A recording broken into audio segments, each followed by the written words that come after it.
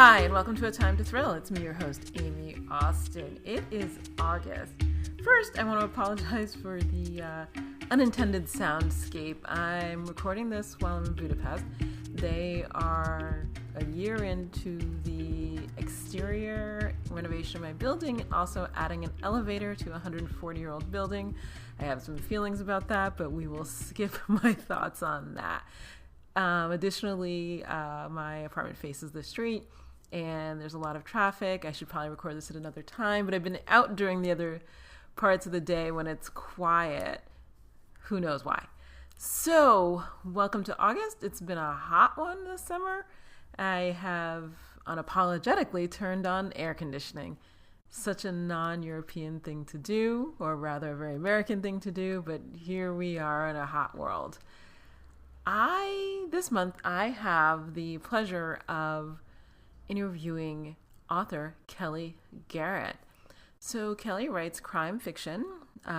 She used to be in LA, and her first couple of books are about Los Angeles. And her most recent book, Missing White Woman, actually takes place in Jersey City, New Jersey. She's from Jersey, so I assume that that's the reason why I think I didn't ask that during the interview. So here you go. It is an interesting talk, and I hope you enjoy it. In the meantime, let's see. So His Last Mistress is done. Done. It comes out in January. But right now I'm having it read by some early readers. If you're on the newsletter list, I'm sure you saw about that, because I've taken a little departure into the psychological thriller territory, and I wanted some feedback to see if I hit the mark in the way I wanted to. I actually haven't looked at the feedback. I've been traveling, so I haven't had a chance to do that. Actually, I was in Paris. So can I tell you this? So the Olympics were in Paris. I was in Paris, and I was trying to take a train, and they had all these people standing on the platform with blue welcome, bienvenue vests and what looked like lightsabers, but I just like fluorescent light wands. I'm not sure what that was for. Maybe to get your attention. So I'm thinking, why are all these people standing on the platform? Getting into Paris hadn't been so bad. It was actually a little bit easy, which freaked me out, getting around Paris. So they're standing on the platforms. I swear to God, it was like a flashback to being in Tokyo. So they're getting on the platforms, and the train arrives, and the train is literally full. And I'm thinking, so I skipped that train because they have a little sign up there that indicates how full the trains are. And I was like, the next one's in 5 minutes. I do not need to be on this train. It's 90 billion degrees in Paris. There's no air conditioning to be found. I'm sweating already on the platform underground, and the train is literally packed with people like a cattle car. Okay, I want to know why we pack cattle in a car like that. Seems inhumane. Okay, side note. Anyway, so I'm standing on the platform. So the next train, I'm like, I have to get somewhere. Like, I can't stand around. I've already walked like a couple miles outside to avoid the train, but I'm tired of being hot and walking, and I'm not interested in walking like 5 or 6 more miles. And the buses in Paris are, I've lived other places that have had more direct bus systems to get you from point A to point B. The metro's where it's at. So the next train arrives, and it is full like the last one. I thought, well, what's going to happen? So it's in a major train station, I assume. So people get out. Not enough people. And I'm like, well, I guess I'm going to try to get on. The people on the platform in their lovely bienvenue welcome vests proceed to Tokyo fashion push people onto the train until the doors can close. I have never been so close to humans. We're all going to die of a disease. I'm not even germaphobe, and I was just like, okay, no. Fortunately, like one of the Olympic venues was 2 stops later, and enough people got out that I could actually take a breath and move my arms. So that's going on. It's interesting. I didn't realize the Olympic colors are going to be so pastel. So Paris is full of pastels. I guess if you check my Instagram feed, I haven't posted them yet, but maybe I'll post a couple of those pastel photos, the pastel banners, the pastel street decals. the Olympics in a major city is interesting. The alternative, so the two cities that bid on it were Paris and Budapest. Budapest lost and Paris won, and it's actually quite fascinating because the mayor of Budapest is in Paris, like seeing whether or not like they should make another bid. I'm going to tell you, I could live without it. The next one is in Los Angeles. I hope that I'm not there then. My goal is to fly here to avoid the Olympics there. As a kid, actually, I watched the Olympics and I really enjoyed it. As an adult, I stopped watching it because it became, at least in the US, I haven't watched it here that much. It was so many like packages of like storytelling about athletes and very little athleticism shown. It was like, here's a swim match and it's 4 seconds. I know swim matches aren't that long, or swim meets or whatever, but then it was like 40 minutes of commercials and talking about the athletes and their story and all that. While I think that's interesting, I want to see the feats of prowess from people who spend all their time training. And the Olympics stopped being that. I think it's different here. I saw it like they have public monitors both in Paris and in Budapest outside, like huge public screens where you can watch matches. And I don't know, when it's below 90 degrees, maybe I'll consider it. So, okay, that was a complete digression. Nobody needs to know anything more about that. I am on the fence about what is going to come next for Casey Court and Nicole Long. If you have any suggestions, feel free to email me. I think I want to write a standalone thriller, just a little palate cleanser. I haven't decided, or maybe, who knows, maybe I'll dip my toe back into romance. Who is to say? But right now I'm taking a break, thinking about it, running around doing photography, going to museums, most fascinating exhibits, and living life a little bit. So that's a lot that you didn't ask for. So without further ado, here is my lovely conversation with Kelly Garrett. Hi, and welcome to Time to Thrill. This is me, your host, Aime Austin. This month, I am delighted to speak with author Kelly Garrett. Hi, Kelly. Hi, Aime. Thank you so much for the invite. How are you today? I am good. I know we just said it. I'm just waking up, so I'm great. I know you're a little bit ahead of me time-wise. I had a full day. I'm bushy-tailed and bright-eyed. Okay. I can't say the same. My son and I decided to walk all the way to this art exhibit. It was a 40-minute walk and probably should not have done it before doing this. You're like 20 minutes into something and you're like, this was a mistake. And you're like, That's exactly what happened, but I couldn't back out because when the child is like willing to do stuff, you're like, let me double down. Okay, so I have about 1,000 questions. I will keep it to less than 1,000. But how long were you in LA? People still think I'm in LA. I've been out of LA I left LA in 2011. So I've been out of LA for like 13 years. But I was in LA for about 8 years. Yeah. Oh, that's a short tenure. So I've been in LA for 3 years. And, in my head, it's 5 minutes, but yeah. So how did you come to LA? Because it's oh my God, how far back do we want to go? Do you want the short? Was it the TLDR? What do you want? Okay. Did you come to LA to write for TV, or did you just gallivant to LA? So I came to LA for the weather. I'm a planner. I cannot gallivant anywhere, and so I got my undergrad degree from Florida A&M. And I graduated 2000, magazine journalism. Was working at a magazine. I was working at Vibe magazine in the early aughts, which is when it was. I'm not saying it's not cool to work for Vibe now, but it was really, really, really cool. Magazine in 2002, 2011, 2001, and so I was there 2001, right after Leah passed away, and literally my second day of work was September 11th. And so I was in LA, I was in New York, and I was working there for 2 years. And I didn't do music at Vibe. I did a lot of more the other stuff, other entertainment elements for the front of the book section called Start.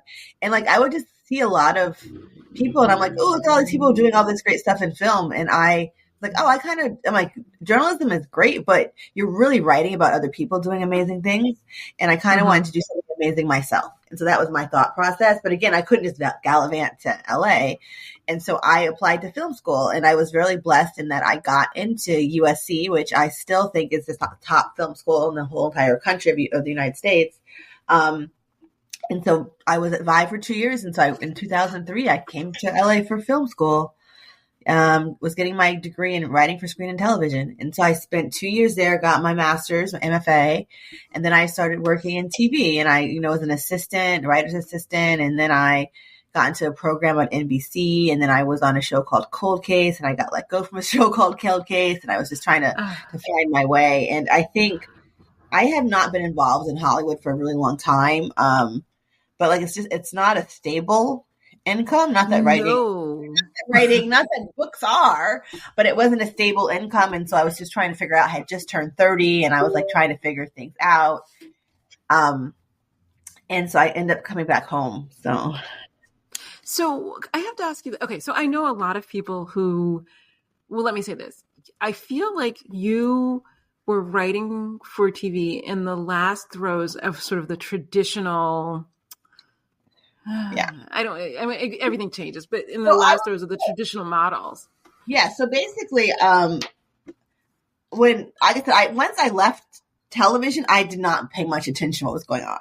So when the last writer's strike happened, I was so confused that people were like, oh, I had a TV job and I still needed another job. And I was like, what are you talking about? Like in my day, when you got a TV job, you were set, like you made money. Even like as a staff writer, you're making six figures.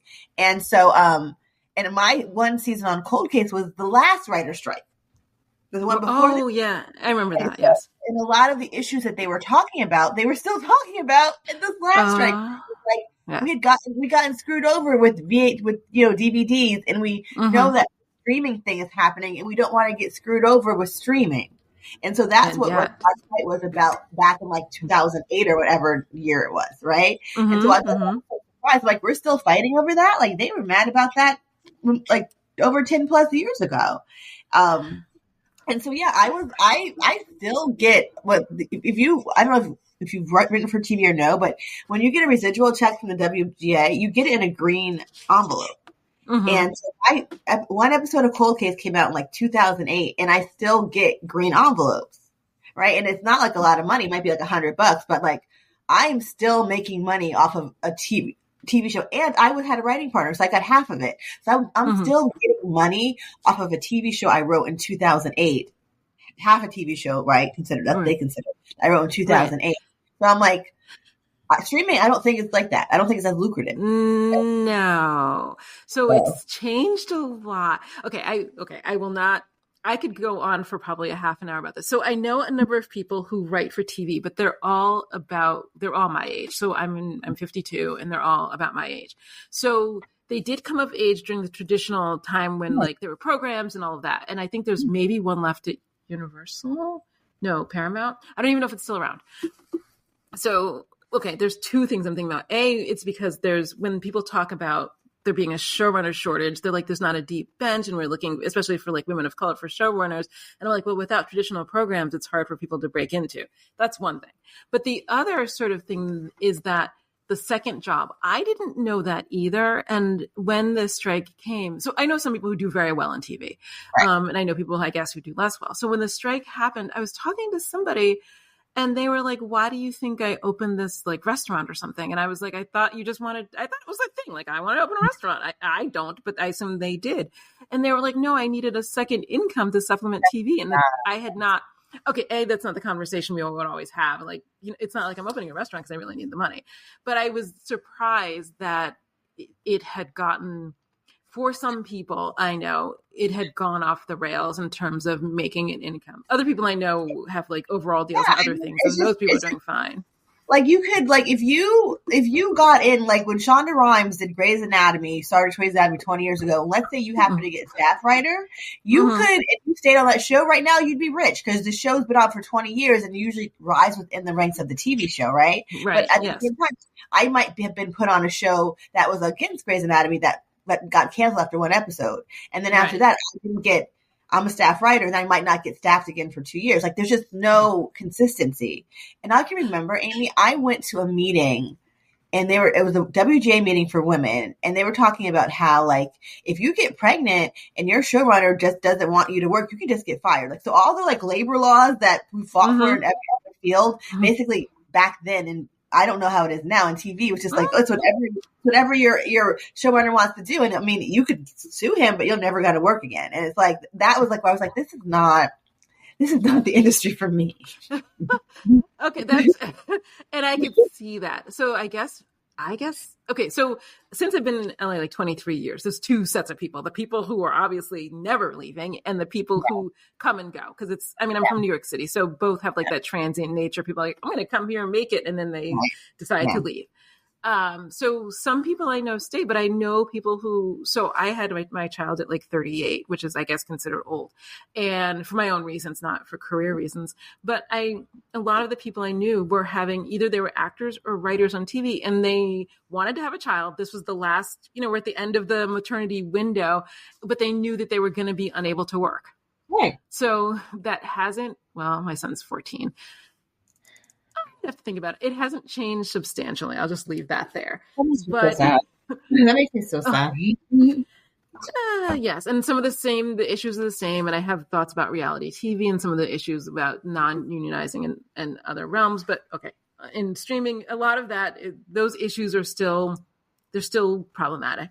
But moving on, did you like writing for TV? No. Oh, really? So I guess I can be honest, like I said, I'm never going back. I was on a show called Cold Case, and it was a great show, and we had a really great showrunner, Venus. And like some shows will like have you there like all nights because they don't want to, the showrunner hates their family, doesn't want to go home, but she was very much work-life balance. But for those who don't know, at least how in my day, it would just be people would come into a conference room, right? And they would and we would just sit around the conference room and literally talk all day about the episodes. And I think if most people are honest about their actual day job, you might work 9 to 5, but you don't really work 9 to 5, right? Like there are times you're really busy and there are times when you are not busy. That's, I think that's my job. I can admit that now, right? With TV, I had to be on and my brain had to be working 8 hours a day because you're in the room. You have to pay attention. You go to lunch when they say to go to lunch. And I would come home mentally exhausted. Right. And then the other thing was like, there was just so many other people who had to say, because if there was a studio spending like, $1 million per episode for your show, they're not going to let you do whatever you want. They're going to want to have a say. Wait, no notes? So you would get really extensive notes from your showrunner, really extensive notes from the studio people, really extensive notes from the network. Network people are the people like or CBS and studio. I think Warner Brothers did Cold Case, right? And so it really wasn't your work, right? And so like those are the two things. I mean, I enjoyed obviously having my name in TV, like the episode's still on Max, and that. But in terms of me as a writer, like my books, every word in that book I wrote. Right? Like it's my baby. It's my creation. And so I didn't get that. The collaborative nature for TV just did not necessarily work for me when it came to writing. I mean, I loved brainstorming with people. I still like to brainstorm with people, but luckily I have friends and stuff who are also writers who we talk about each other's work and we can help each other brainstorm. So that element I still have, but the other elements of TV just did not work for me. That's so interesting because so I have not written for TV, but I do know a number of people who do it. So some people like the collaborative nature and other people are working with the hope that they can be the David Kelly or the Shonda Rhimes, where they are at the top of the pyramid.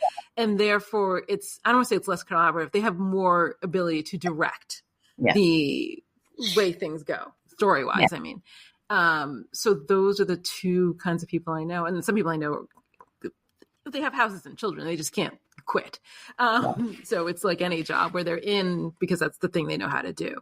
But I always have wondered about the collaborative nature of that because it feels like in the end, it's not necessarily your vision, which is But I don't want to knock on it because they're great. Like I love it. I don't think I know everything, right? So the great thing about the room is that like I might have an idea and then you might have an idea based on my idea, which is gonna make it better. And I'm not gonna be like, well, I think that Amy thought I don't want to do it. Like I'm like, oh, that's gonna make it work better. But I can get that through my editor. I can get that through my agent now. I said that I can get that through friends who read my books and give me notes, right? But the great thing with that is that you might have a stupid idea, and if I was in TV, I might be like, oh, I have to take it because it's the showrunners. But like, if your idea is stupid, I'm going to be like, okay, well, thanks you, Amy, and I'm still going to do what I want. And I think that's more agency. I have more agency as a writer in books. That's true. I will say this, that rooms are smaller now because I don't want to say budgets are not necessarily smaller, but there are less writers in the room. So that has created for some people I know a more intimate space where it's not 12 people. Let's say it's 6. Yeah. That's nice. That's so you have attention for 6 or 8 hours a day, even more now. You can't be going out. Free food. So next. So do you think, and I'll ask you this, because I know people who have written for TV who have then switched to novel writing and they feel that it has made their novel writing, I don't want to say not tighter, better, but more compelling in terms of moving the story along. Do you think that it has had that influence on you?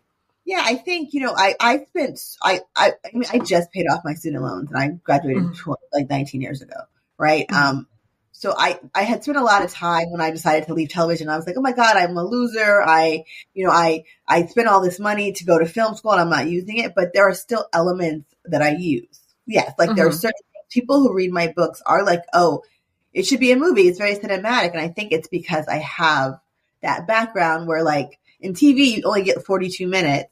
I think even, it's a little different now when you're on streaming, but if you're on network, you still get 42 minutes and because of commercials. And so you just can't have a character walking down the street literally smelling. Like if they're smelling the roses, it's because it's a plot point, right? It's going to have to be very long.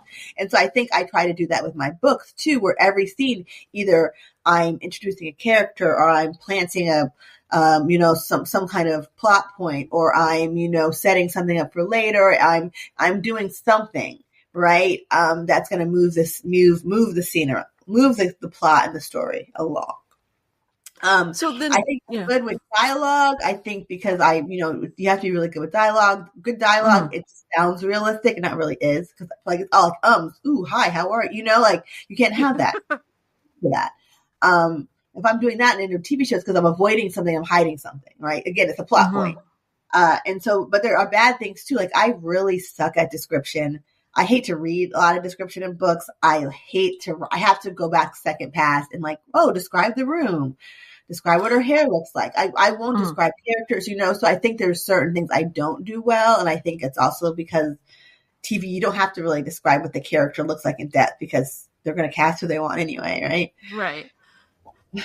That's so interesting. I will say this. I don't like writing description either. I like dialogue. And after that, I care less. So my second pass is where were they? Where are they? What are they doing? I have to go find out where they are, where they're sitting, how close it is to the next location.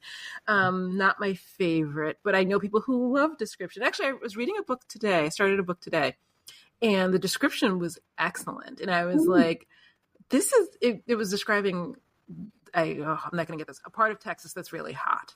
And I was like, this is really descriptive and I can see this and I don't at all write like this.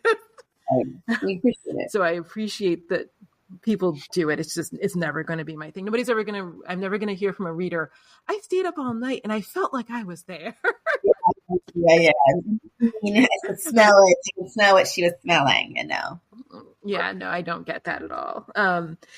So then how did you make the transition from TV writing to novel writing? Because some people, when they give up TV, they go do something else completely.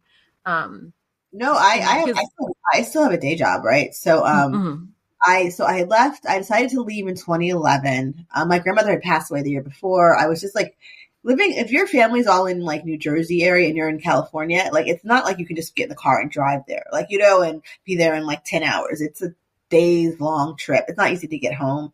Time difference. I was missing too much stuff. So I came back. And I was like, I'm going to try to get a day job. So that was also a whole different thing of trying the transition of a day job.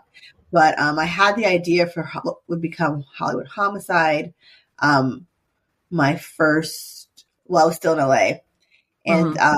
I took forever to work on it. So I had the idea. I had started it in NaNoWriMo in 2011, November, and I didn't finish it until 2014. And I got into a program called Pitch Wars, which no longer exists, but was amazing, which paired Mm-hmm. you up with if you had a finished manuscript and no agent, it paired you up with someone a little further along. So they might have an agent, Mm-hmm. might have a book deal, and they help you revise your book for what they had. It was an agent showcase.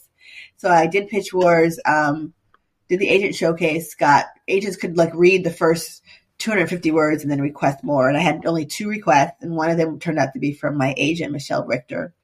Mm-hmm. Um, so yeah, I mean, I can didn't go into the hell that was trying to get it published, but that's happened. So that was, I think, end of 2014 ish, that Michelle and I got connected. So we're at 10 years.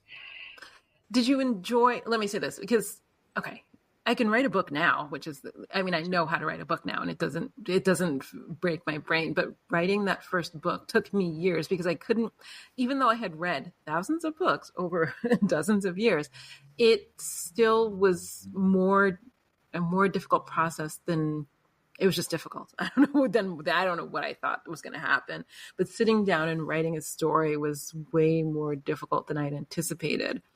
Writing that first book. Okay, Were you? Yeah. I will say Mm-hmm. every book is hard for me. Like I know you've seen I've emailed with you. If you look down at my Mm-hmm. signature, it says I hate writing, I love having written, which is a Dorothy Mm-hmm. Parker quote. And that has been my quote for over 20 years on my signature since I've had my Gmail account. And Right. so, I hate writing, period. So no book is going to be easy.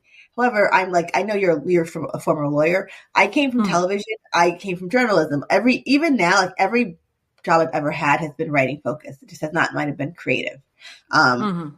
and so I understand story. Like that's one good thing about my degree from, USC that took me forever to pay off is that it taught me how to write a story. So I think, figuring out plots and stuff, it's stressful, but once I'm in the groove, I like it. So it wasn't hard in that sense of like, I don't know what I'm doing. It was just hard in the sense that I hate writing. I don't want to do it Wait. So, ever. what do you hate about writing? Because I don't. Let me say this. A blank Some days page. I like it. Some days I don't mind it. It's like dishes. Some days you're like, and some days you're like, I could not do No, this. never dishes either. I, I don't. The blank page scares me. That idea that you can do whatever you want scares me. It doesn't get me excited. I'm like, ooh, I get to figure out the whole world today. I like once I have the basics established, it's different. So I'm like a super plotter. I've gotten better, but like my first book, 30-page, single space, 3-act structure outline still through Oh. the third act when I was writing, and so that's the thing is like that safety net. I on the flip, I love to rewrite. I love to be like, Oh I call my no. first draft my vomit draft, and then I come and I clean it up. And so I love rewriting, but that first page, like right now, I'm supposed to be working on a story, in the next book. Everyone's like, my agent's waiting for it, my editor's waiting for it, and I'm chilling. And it's just like, because I haven't figured it out yet. And I know I'll get there, but it's not happened yet. So, Oh, okay. So my brain, I have a completely different, I don't plot. I love to sit down. The first like 20, 30,000 words are the joy. That's the yeah. joy. You're like, look at this. You see this coming together. Then you have to write the book. Um, but, oh, I think I might enjoy it more. So when you wrote, okay, so you were saying, well, I don't want to say how difficult, because I had a lot of difficulties with my first book, and I had a great agent and lots of things, and I could not sell it in 2001. It was a long time ago. Because at the time, I'll tell you, the agent I had, who now I'll not name, basically editors were like, we're not really that interested in with Black characters. Hello. Welcome to our world. But no, I didn't tell it easy. That was what I was saying. So, I've always loved crime. My mother is a huge crime fiction author, like an author, a huge crime fiction reader, and she gave me free reign of her bookshelves, and I will forever appreciate my mom for that. Obviously for other reasons too, but just because my love of reading was from my mother, and she did not stop me. And I always joke like I was reading Jackie Collins at 11, but also I was reading cozies and crime fiction and Sue Grafton, and so my love of crime fiction comes from my mother letting me read what I wanted to read. Um, and so I was just super naive where I was like, I also was lucky, Amy, in that I'm a little younger than you, but not much. And so I was a teenager in the 90s, and that's when like Walter Mosley had broken out, and Terry McMillan, and there was Barbara Neely, and there was, Valerie Wilson Mosley. It was like, that was like the first time that publishing was like, oh, Black people, like, if we have a Black character, well, people will, they might read it. And so then of course they made it a trend, and of course, like you said, by the time you came around in the early 2000s, but for like Walter and a couple other people, a lot of those Black authors who I loved writing crime fiction as a teenager in the 90s weren't able to be published anymore because they treated it like a trend, right? Mm-hmm. And so I'm I have this book. I thought it was a cozy. It's this like lightweight, really, in my opinion, super funny book, kind of like a Stephanie Plum, and it's about a Black woman who is like called her a semi-famous, mega broke Black actress. She starts, the whole book is about her trying to solve a hit and run. She happened to drive by for the reward money from the police, and the shenanigans happen, right? And I had trouble getting an agent, and I think they would like the pitch, the query, and then they would say no. And I think because in my original query, I didn't put she was Black. Okay, so I think they saw the book and they realized she was Black, and all of a sudden the same thing, like, oh, it's not for me. Oh, blah blah blah. And so I finally got my agent, to Michelle Richter, who at that time was a baby agent at Fuse Literary, and it took us a year to sell it. Okay, and so every big publisher said no to it. And we did do a slight revision, but then we went back out and they still were saying no. And then finally, after a year, a mid-sized publisher, Midnight Ink., Terry Bischoff, this beautiful, lovely woman who gave so many of us who weren't fitting the stereotypical trends in crime fiction a chance to write with her with Midnight Ink. Took a chance on it, so I got the deal in 2016. It came out August 8th, 2017, and it ended up winning. It got 2-star reviews, book of the week, ended up winning all these awards like the Anthony and the Agatha and the Lefty. It was like, when it came to critical, like whatever the big things in crime fiction were, it did all that. And it was, again, the same really funny, lightweight book. And Terry didn't do a lot of edits on it, and it's like, I say that just to say that I think sometimes with us, they go, oh, it's because you're not good enough. It's like, no, it's because we don't have the opportunities. Right. Yeah. And so, but again, when I did that in 2017, Alexia Gordon came out the year before with her book with a small press. And then my year, Valerie Burns and Patricia Sargent, who was writing as Olivia Matthews, they came out with their cozies. Right. But again, they were both with Kensington, so they were not with the big 5 publishers. Rachel Housel Hall was publishing with a big 5 publisher. Her book was a police procedural, but it was the only person. So they were not publishing Black people back then. And when we were kind of like, I'm going to give us credit. We started this new wave, and I think our success, we're showing people, we're not at Walter Mosley levels, but we were showing people that we can, if you publish us, people will read it. Right. That's the struggle. And I think now, once again, we're trendy, and I think we're all excited, but I think we're also afraid because I saw the 90s. I know that it lasted, forgot about us, but I don't want us to be trendy. I want us to be a status quo. I don't want it to be a big deal that I don't want it to be a big deal that a person of color gets a book deal in crime fiction. Right. Like, oh, what? Another one? No big deal. I don't want that. We're not there yet, but I'm hoping we're getting there. So I guess then But let me say this, despite those hurdles or moving in that lane, your novel did very well. So I have a friend, I forget who her first publisher was, but they did not submit her for best first book for awards, and she's still salty about it like 20 years later. Yeah.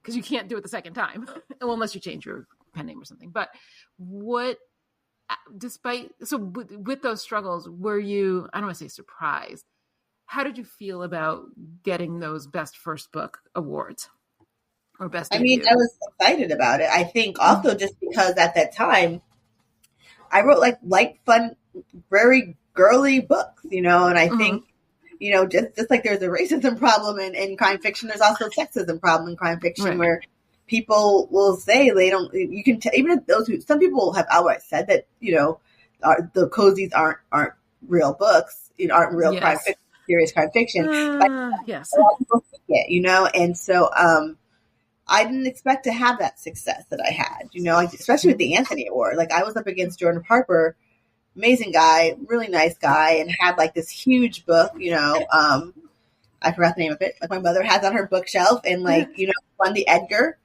for Mm-hmm. best first, and I was not expecting to beat him, with my cute little funny cozy. So Mm-hmm. it was a nice surprise, especially because it was such a hard struggle. I had wanted to write novels since I was 5. I was just too scared, and so I'm like, oh, I actually did it, and it's been, it was accepted well. Was it a huge seller? No, but it was accepted well, right? So so that was great and nice. So Did you find it gratifying, I guess, then so, this, how can I say this? Many of us toil away endlessly in obscurity. And so to do the toil and then have like the barriers, but then have like a really, I don't want to say a great ending. It would make a great TV show, a great movie. To then, to get to the struggle and then get the recognition, was that gratifying? yeah, I mean it is. It Mm. was definitely gratifying, but I do think also I think sometimes people think because I knew a lot of debuts my year. Right. One thing about me, I'm a started group, right? So I started a group of debut authors in 2017, and I think a lot of times I think when you think you get the book deal, you think it's going to be happily ever after, right? Like you're going to Yes. like Yes. Harlan Coben and Michael Connolly and Stephen King, Yes. and guess what? Most for 99.9% of us, that's not going to happen. So I think I know. because I was in Hollywood and I kind of knew that again that industry makes no sense. My expectations are a lot lower than other people's expectations. I mean, does that not mean I obviously still want to be a huge seller, but I wasn't assuming that was going to happen to me. Yes. So so I think I came into it a little differently, and just Mm-hmm. again, even now I think there are obviously still issues. Like once you get published, just other concerns happen. It's not like, oh well, once you get an agent, it's oh well, I get a book deal. Once you get a book deal, it's like, oh will I get success? Will I Right. get another book deal? Will I get good reviews? So the goalpost always moves. That's true. I try to tell people that's why it's really important for you to enjoy when you hit that goalpost because a lot of people don't get that. As the farther along we go, the less people get it. Like most Mm-hmm. people don't get agents. And then out of those people who have agents, most, I'm not going to say most, I don't know the numbers, but a lot of them don't get book deals. And then those who get that first book deal, a lot of them don't get a second book deal. Those who get the second book deal, a lot of times, so it's like you have to, every time you hit a goalpost, enjoy it because the odds get like harder and harder for you. It's so true. So then I'll ask you this because this has happened to, I'm going to say universally, probably 99% of the writers I know.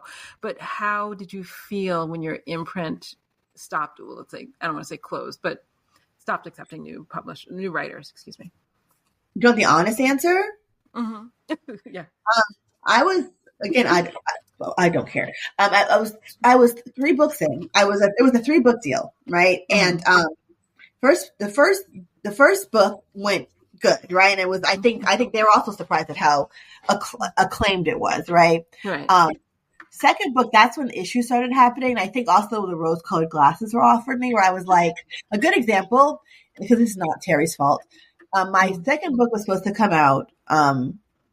A year after my first, and I had done everything I needed to do. I had got it in on time, and I had done And I happened to email them a question. This is not Terry, this is someone else who worked there. And he's like, oh, by the way, your book's not going to be in stores tomorrow. Oh, by the way. That's not, oh, by the freaking way. Like, like if you know that there was some quote unquote issue with the printer and I've been busting my butt to promote this book, people are excited about it because of the first book did so well, and you are just going to tell me the day before, by the way, it's not coming out, like it's not going to be in stores. Like stuff like that, where I was just kind of like, this doesn't seem right. And like they would want me to go places, but also pay out of pocket. And not saying that your publisher should have to pay for you to go everywhere, but if you want me to go to an event to help you promote stuff, at least like give me some gas money, right? So there were just certain things I was starting to feel very much like, this is not working for me. And so and I was at a point where I was like writing the third book and I was behind on the deadline. And I was just kind of like, what am I going to do with this contract? Because I still love this series. I still love these, like the people in the series, but like, am I going to, it was also really hard to write the third book because I was making the same jokes. It was hard to keep it fresh. And I was kind of like, okay, the intent was to become like a Jen Ivanovich and have like 20 books in this day series, but I'm struggling with elements of writing the third book. My publisher, they're doing things that it's not making me feel appreciated. Like, what am I going to do when this contract is up? Right? Am I going to try to renew it? Am I going to try to get a new contract or do a new series, write something different? And like, but again, like I'm a Black woman. I know how long it took me to get that first contract. It would be dumb for me to walk away from more book contract with the publisher. Like I was having all these emotions. And I think that's also why the book was late, because I was just like, what am I going to do? And then like 3 days before my birthday, we get an email from Terry saying, because she didn't even know, they closed, Llewellyn closed Midnight Ink, and it was like, maybe part of me was sad about it because I love working with Terry, and they got me my dream, and I will always appreciate Llewellyn for that. Otherwise, I was like, this has been made for me, right? Yes, that's true. That I guess that is true. That like, is true. I will not be writing any more data books because the publisher is closing. Like, and so that was made for me. And I was like, okay, well, let me just, realize that that's been taken out of my hands and I had this new opportunity. Mind you, it took me 4 years to publish another book, but it was bittersweet. Yeah, no, I mean, it's happened. So, well, I know a lot of people in crime fiction it's happened to. Let me not say that, especially a lot of cozy imprints. And then prime crime. Well, we could go into that. But it's happened with a ton of people I know in the romance community. And depending on where you are in your careers, depending on how devastating it feels to you. So if it's like book one, and I've known people, they sold a book and they closed to tomorrow, that's really devastating. If you're like a few books in, or this is your third publisher, you know what I mean? Then you're like, okay, let me put the shoes on and like keep walking to the next thing. But it's always going to continue. But it's still, it happened to me. I mean, it's still, it wasn't a shock so much because when it happened to me with one of the imprints, you remember, I don't know, Yahoo groups. And so other authors, we were talking, so the writing was more or less on the wall. And then the question is, what do you do next? And that was, that's about that publisher, but it still is disconcerting because the plans that you were making have to be, I remember sitting here, it was 2014, I think. I remember sitting here thinking, okay, so now what? Like, you know what I mean? You're like, okay, now what? Yeah. And it's hard. It's looking back years now. It's easy. You can get through it, but it's still not world's best situation. Yeah. So true. I think the other thing is like, it's just also, I feel like sometimes you have to think long term. And I think that a lot of times we will think short term, right? Like it's like long term, what's best for me in terms of like, okay, like this short term, it would be best for me to do like publish this book with this publisher that I know is not probably going to close, right? But term, it might be better for me to say no to that contract and, maybe have to wait a little longer, like a year, but have a contract with a better publisher. So things like that, which is, again, it's really tricky because like you never know still because there's no reason to this industry at all. But I try to think not just short term, but long term, like what is best for me.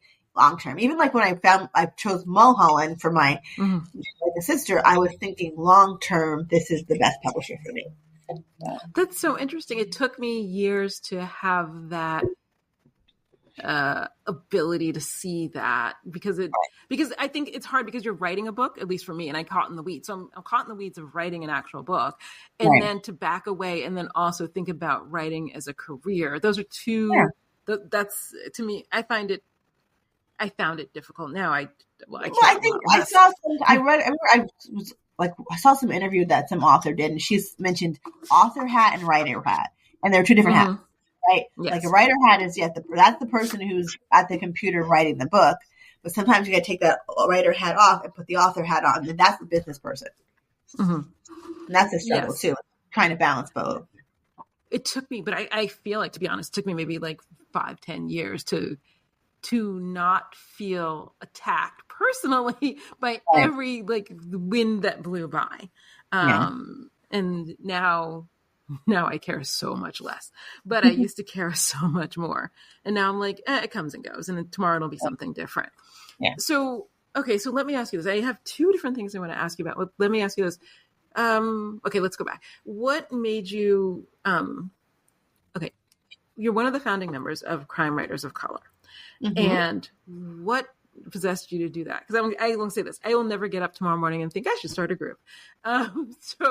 But what possessed you to do that? Because it's a very interesting group. I actually have no idea how I heard of it or became involved. That's one of those things that like I thought about it yesterday and I was like, I have no idea. Somebody must have told me. Obviously, I don't live in like, things don't come down from the sky. But what possessed you to do that? Because it's a very interesting idea. There has not been one for romance that I know of. And now I think we should have one, but okay. But what made it come to pass? I've always just been a doer when it comes to things like that. Not writing, but when it comes to things like that. But also I had, when I came out, so I kind of got into the industry around 2014. And as I mentioned, I was in this group called Pitch Wars. And the great thing about Pitch Wars was that someone started a group for all the mentees in our class. And it was great because we were all in the same place. And so we can commiserate with each other. Right. Right. And we could also kind of ask each other questions and create a safe space. And then the other thing is I was a member of Sisters in Crime, and I joined the Guppies chapter, and those are how I made my first friends. And the Guppies chapter of Sisters in Crime is intended for, it's called the Great Unpublished. It's again intended for those of us, people who were not published yet. It's gotten way bigger than that, but that was the intent. And again, it's a place to, commiserate, ask questions, get advice, help each other out. And so I was legit surprised, Amy, that there was not a Crime Writers of Color. Okay. Like 2016. I'm like, why isn't there one? And so I had started conversation with Gigi Pondian, who had been with Midnight Ink and who was just so nice to me. Like I'd been reading her for years. So met me at Malice, invited me to coffee, offered to blurb my book. Like she was just so nice to me. And I was like, this is what we need is helping each other out, being able to talk to each other. And then someone else had told me, Naomi Hirohara had put in a comment that Walter Mosley wanted to start a group. And I was like, that's great. But like, how am I ever going to meet Walter Mosley? Like we don't hang out in the same circles. And then Aime, this is how I know it was fate. A week later, I got invited to do an event with him. And I was I can meet Walter. I'm going to tell him. So when I met him, I said to him, I want to start a group. He called me. We just were talking. And his thing is, I guess, Eleanor Taylor Bland, who was, again, in that wave with him, when she was alive, she was the organizer. And so she was the one who kept Walter and Valerie and Gar Anthony Haywood, like, together and to do events and stuff. And then when she passed away, unfortunately, no one really took up the slack. Took up the mantle. So he enjoyed that with what Eleanor did. He wanted to recreate that. And so the group started in summer of 2018. And I invited everyone I knew, and Gigi invited everyone she knew, and Walter invited everyone he knew. And so it started off with 30 people, and like same thing where it's like, I was very actively recruiting. So depending on when you joined, I might have recruited you. But then at this point now, anymore. And I so, don't remember either. It's so weird. Like people yeah. recruit. So like, like Mm-hmm. someone will be like, Wanda Moore's like, oh, I was at an event and I met this Black woman or this Asian woman who is, wants to write crime fiction. I told her about the group, Mm-hmm. and so now we have over 400 members, 450.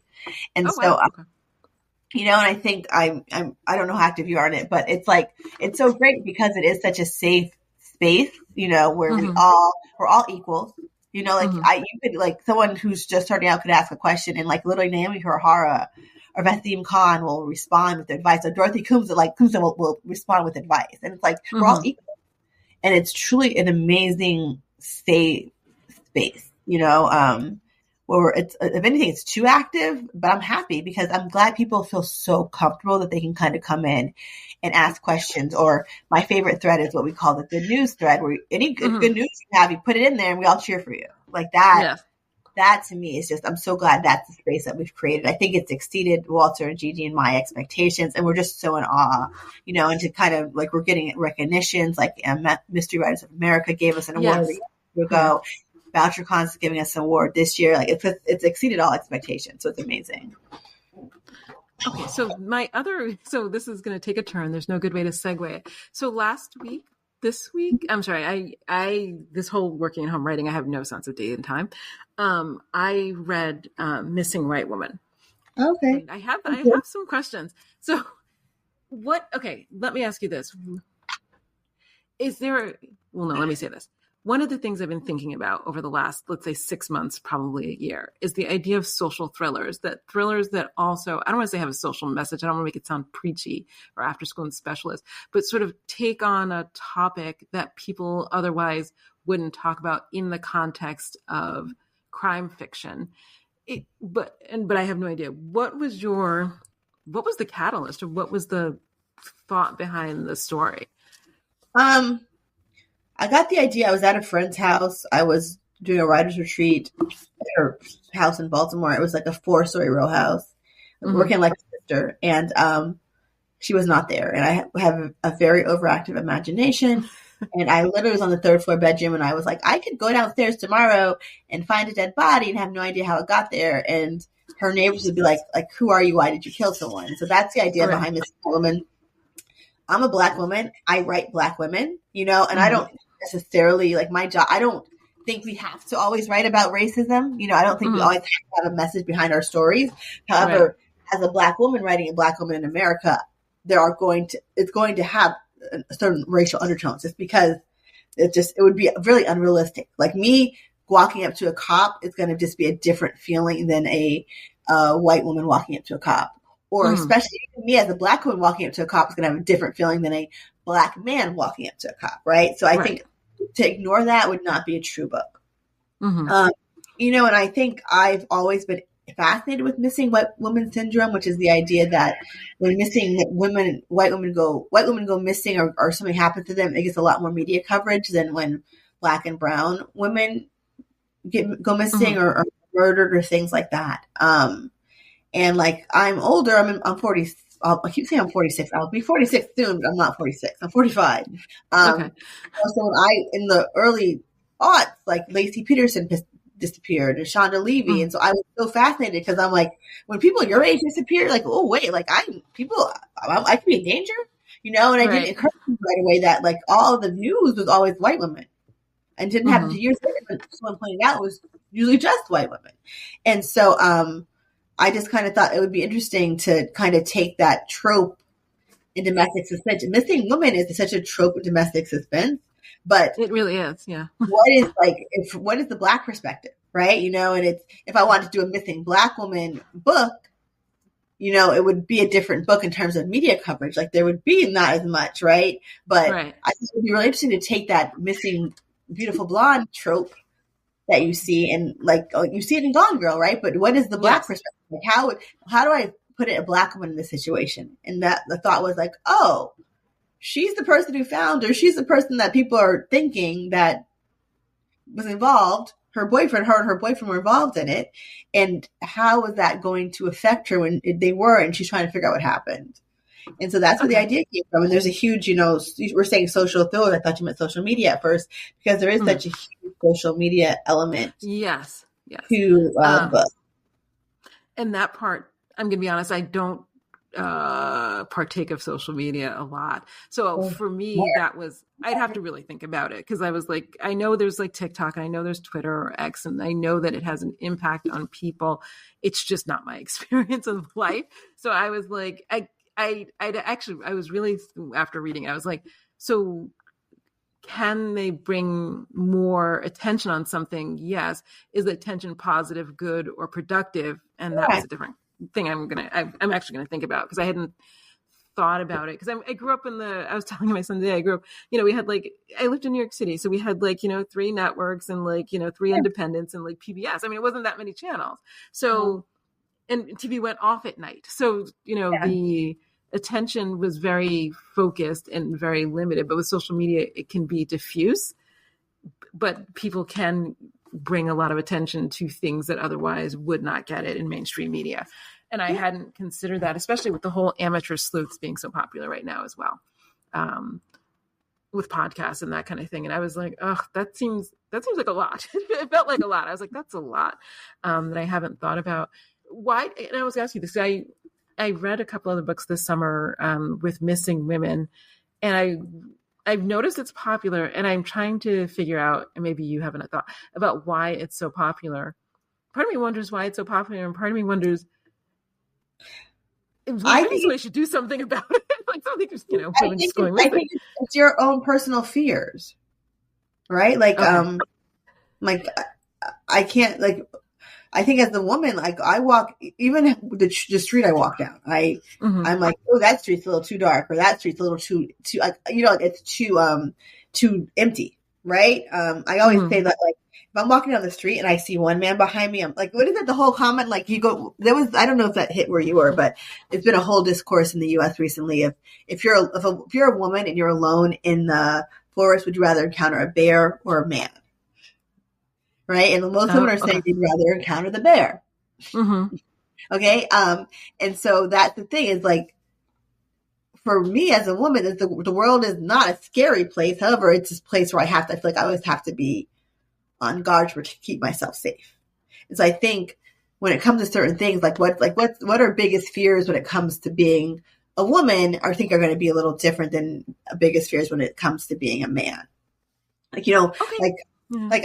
instance, I live in New Jersey. I work in New York City. So I'll go on the subway and I'll see a man sleeping on the subway. And I'm like, God, imagine feeling so safe in your world that you feel like that you could go to sleep in a public place.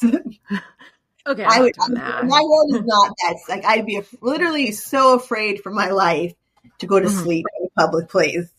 I don't know if I'd get robbed, raped, kidnapped, killed. Those are my fears. It could be 3 a.m. I could have been partying all night and I'm going to be wide awake on the subway, both hands touching, gripping my backpack in a hug so no one takes it and runs, So I think that to me is what are the common fears you have? And let's put that in a book and a different story. So. Okay, I'm going to have to think about that, because I'm going to be honest, it's not something I think about, but probably because I don't go out at night. I mean, I'm a morning person and I don't. If you don't go out at 5 a.m. and by yourself, do you? Yeah. I mean, I go biking in the morning, 6, 7 a.m., but I'm moving on a bicycle. Yeah. But I'm a morning person. To me, the morning always feels safe, but that just may be my feeling. Okay. Are you?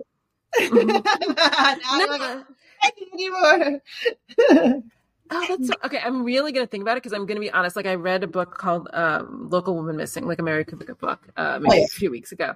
And I thought to myself, they were talking about who's missing and whether her husband killed her and then somebody else went missing. And I thought, maybe you should look into the fact that women go missing and not be nitpicking about who this person is and all of that. But I will think about it differently, because that is not I have a lot of fears and that's not on my list.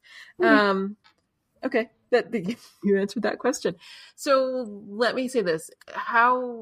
This is going to be my last question, but what do you anticipate for your future? Do you think, okay, I will say this. It feels like your first book and this book they're not diametrically opposed, but they're very different. They're still crime books, but they're very different. That's the question I'm dealing with. And I think I'm having a crisis of conscience of what's right next. I feel bad. My poor editor, who's not even my editor technically anymore because I'm out of contract, like was on maternity leave, and I was like still about to go on maternity leave, and I was like literally like bugging her with questions and thoughts and things like that. And like, I think I want to try to do something and go kind of bridge the gap between the super light world of my first two books and I don't write dark. I'll never write dark. Even my second two standalones, they're not dark, right? Like they're about murder and investigating, but like there's not like a torture or abuse or rape or anything, right? Like so they're books you can read at night or on the beach. I kind of want to bridge that gap and kind of do something that's a little bit lighter, a bit more fun. I have an idea. I just have to, again, I hate this process. I have to figure out what I have the hook. I got to figure out what the story is. So. Yeah, I will say this. I'm actually at the same point. I was talking to a friend the other day and she's like, what are you going to write next? I'm like, I have a thought, but it's different. And I'm not sure. Yeah, I have a thought. A thought is not a book. Exactly. Many people think it is. I know, but I was like, all I have is a thought, and that's not going to be 60, 70, 80,000 words. It's really a thought, and maybe half a title. So yeah, how do you feel being at a crossroads? I will say that I hate it. I'm like, again, I hate writing. I think I was really lucky, Amy, that, like I had the idea for Hollywood Homicide and it clicked. I knew what I wanted to do for Hollywood Ending. When I got the idea for Like a Sister, it clicked. When I got the idea for Missing Out Woman, it clicked, and I haven't clicked yet, and that's freaking me out. Well, how can you say this? Because I have a friend who's very zen. Have you made peace with the uncertainty? Oh my God, I have not. Yeah, I'm still in LA. It is what it is. Well, she's like, okay, I'm like friends with Walter Mosley now, which blows my mind. Like we're friends. Like he'll call and check on me. And we were at breakfast recently, and I was literally complaining to him about this, and he was just like, "Why don't you just open up the document and write a sentence?" And I was like, "That works for you, Walter Mosley, very, very, very, very, very, very, very, very well. Does not work for me." But I love that he was just like, "Open up the document and write a sentence." Like God, I was like, "I'll try, guys. I'll try." So. See, he's making peace with the uncertainty. He's the person like Walter loves writing. Like literally, like he gets up every day excited to write. And he thinks I'm so weird because I hate it. And so obviously it works really well for him, but I'm just not that person. Yeah, I don't know if I love to write. I'm gonna think about that. It's what I do, and if I don't do it, I feel crazy. But that's also true for exercise. I mean, there's a lot of other things that I feel a compulsion to sort of do to keep it sane in here. But I enjoyed Missing White Woman. I look forward to your next book. And I want to thank you so much for chatting with me today. It was a fun convo. You had me very honest. So obviously you're a good interviewer. So thank you. Honesty is it's what I traffic in. My readers have mixed feelings about that. So they really do. Because I get all the emails. But it was great talking to you. And I'm so glad that you spent the time. Thank you so much. Thank you. This has been A Time to Thrill with me, your host, author Aime Austin. If you enjoyed today's episode, I hope you share, rate, and leave a 5-star review on Apple Podcasts, Spotify, or wherever you listen. It will help others find and enjoy my conversations with brilliant women creators. Also, please hit the subscribe button on your podcast app. In addition to hosting this podcast, I'm the author of the Nicole Long series of legal thrillers. The first 4 books in the Nicole Long series are now live. You can download Outcry Witness, Major Crimes, Without Consent, and The Murders Began to your e-reader right now. I'm also the author of the Casey Court series of legal thrillers. These titles are available wherever books are sold, your local library, and also an audiobook. My next book, His Last Mistress, is available for pre-order wherever you get your books. You can also follow me on Instagram and Facebook at Legal Thriller Author. You can find me on TikTok at Social Thriller Author. You can also find this podcast on Facebook at A Time to Thrill. Thanks for listening, and I'll be back with you soon with more great conversations.